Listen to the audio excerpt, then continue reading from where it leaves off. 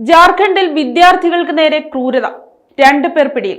വിനോദസഞ്ചാര കേന്ദ്രമായ ബിന്ദ്ര വെള്ളച്ചാട്ടത്തിൽ എത്തിയ വിദ്യാർത്ഥികളെ തോക്കിൻ മുനയിൽ നിർത്തി പീഡിപ്പിക്കുകയും പണം തട്ടിയെടുക്കുകയും ചെയ്ത സംഭവത്തിൽ 2 പേർ പോലീസ് പിടിയിലായി.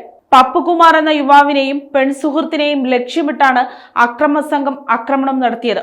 പ്രദേശത്തെത്തിയ പ്രതികൾ ബാബ്ലു യാദവ്, അജിത് യാദവ് വിദ്യാർത്ഥികളോട് ചോദ്യം ചെയ്ത ശേഷം തോക്കു ചൂണ്ടി പരസ്പരം ചുംബിക്കാൻ നിർബന്ധിച്ചു. കൊല്ലുമെന്ന് ഭീഷണിപ്പെടുത്തിയതോടെ വിദ്യാർത്ഥികൾ പ്രതികളുടെ ആജ്ഞ അനുസരിക്കേണ്ടി വന്നു. അവർ മൊബൈൽ ഫോണിൽ ദൃശ്യങ്ങൾ പകർത്തി സമൂഹ മാധ്യമങ്ങളിൽ പ്രചരിപ്പിക്കുമെന്ന് പറഞ്ഞ് പണം ആവശ്യപ്പെട്ടു. കൈവശം വെറും 100 രൂപ മാത്രമുണ്ടായിരുന്ന വിദ്യാർത്ഥികൾ സുഹൃത്തുക്കളിൽ നിന്ന് 635 രൂപ കടം വാങ്ങി ദശരഥ് കുമാർ എന്നയാളുടെ അക്കൗണ്ടിലേക്ക് അയച്ചു. പിന്നീട് പ്രതികൾ വീണ്ടും 5000 രൂപ കൂടി ആവശ്യപ്പെട്ടതോടെ യുവാവ് പോലീസിൽ പരാതി നൽകി. പോലീസ് മൊബൈൽ ലൊക്കേഷൻ കേന്ദ്രീകരിച്ച് നടത്തിയ അന്വേഷണത്തിലാണ് പ്രതികളെ വലയിലാക്കിയത്.